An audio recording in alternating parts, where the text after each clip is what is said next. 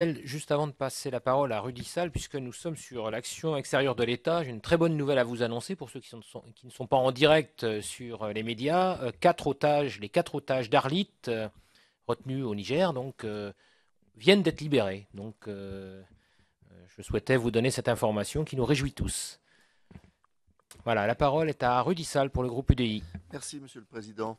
Je voudrais à mon tour évidemment féliciter Claudine Schmitt pour son rapport et je voudrais donc dire que le programme diplomatie culturelle et d'influence et plus largement la mission action extérieure de l'État ont tendance à être trop souvent relégués au second plan des préoccupations des gouvernements et de nos assemblées.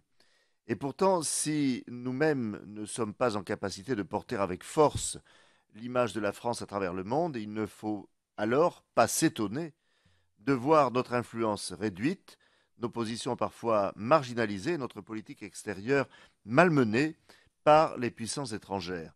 Je tiens donc à saluer les agents des services diplomatiques qui œuvrent et qui fournissent un travail d'extrême qualité dans des situations parfois très complexes.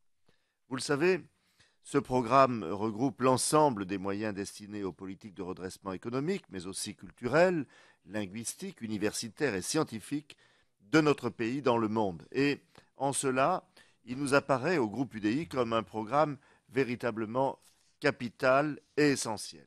En effet, notre réseau diplomatique et culturel est d'une très grande qualité, ce qui permet à notre pays de disposer de très forts relais dans la majorité des pays de la planète.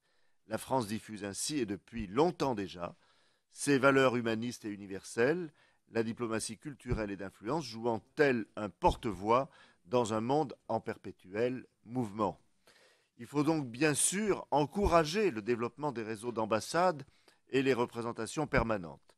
Au-delà de l'influence économique et de défense que nous devons de promouvoir partout où cela est possible, dans un souci essentiel de développement et de paix, ce sont bel et bien nos valeurs culturelles qui méritent d'être portées.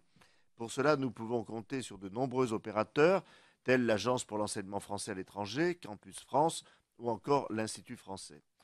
Dans un contexte de budget restreint, des choix doivent nécessairement être faits, mais il paraît à minima peu judicieux de remettre en cause la stabilité et l'efficience de ces ponts de la diffusion et de l'enseignement de notre langue et de nos valeurs à l'étranger que sont ces institutions et la politique diplomatique, culturelle et d'influence. Faire aussi bien, si ce n'est mieux, avec moins de ressources, c'est là le grand défi que vous lancez à ces institutions.